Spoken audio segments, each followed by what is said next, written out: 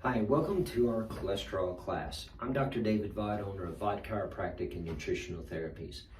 Now, it may sound a little odd. How can a nutritional therapy, or better yet, a vitamin, help with something like cholesterol? Well, to know that, we need to know the beginning pathway, and that's what today's talk is about. Now, once you know there's other pathways involved and there's other problems involved, so don't come away thinking this is your cure-all. It's not. There's other issues, but this is the beginning, and this is a really nice way to get started with the things that I'm going to be telling you about today. So let's get started. So we eat something called methionine. It's an essential amino acid, and it's in our food, okay? And methionine comes in the body and it sits down right in between these two biochemical Ferris wheels, and these things are moving. And so what these Ferris wheels do is they put things on methionine and then they take things off. So problem number one begins where these Ferris wheels stop. And so methionine sits here and it cascades down to something called homocysteine. And that's okay, it's the intermediate form, it's supposed to do that. Well, over time, homocysteine starts to build up though, and then it degrades down into a free radical form called homocysteine thiolactone. You've heard of free radicals before. So it's kind of like if you've ever taken some laundry and put it in the washing machine and all the clothes go to one side, and now your washing machine is making this, unbalanced walk, this noise, okay? And so that's this free radical. It's unbalanced and it's trying to get balanced again. So the way that it does that is it has to take an electron. Well, it can't just take an electron. So what it does is it takes a hydrogen.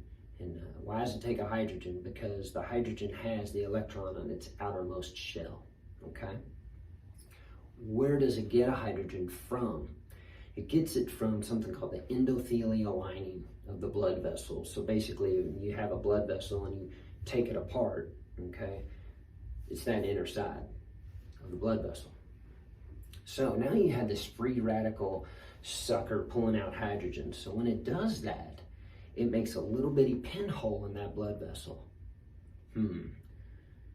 That makes for a porous blood vessel. You're gonna bleed. You're gonna die, okay? So the body says, well, we can't have that. We can't deal with that. So what does the body do? It has to make this kind of sticky substance to coat the blood vessels. Guess what that sticky substance is? Cholesterol, okay? Now, can a buildup of that over time be an issue? Well, of course it can. That's why I say there's other problems, there's other pathways involved. And I want you to know cholesterol isn't all bad. It makes vitamin D and it makes hormones, so we actually need cholesterol. But let's get back to these Ferris wheels. This is our beginning problem. So you're probably thinking, well, why did these things stop and what's gonna get them going again? It's the same answer, okay? So there's three things that make these Ferris wheels move. Ready? Folic acid, B12, B6. That's what'll get these things moving, okay? Now, we have a link below. Standard process makes folic acid B12 and B6 niacinamide. Two great products to help you get started. So if you just got this diagnosis and you're frustrated, you just don't know what to do, you want to do something just to feel like you're taking charge. Ideally, yes, come in and get tested. Let's find out what all's going on.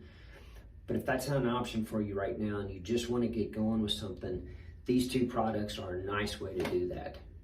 And you can click the link below, and I hope this helps. Thanks for watching.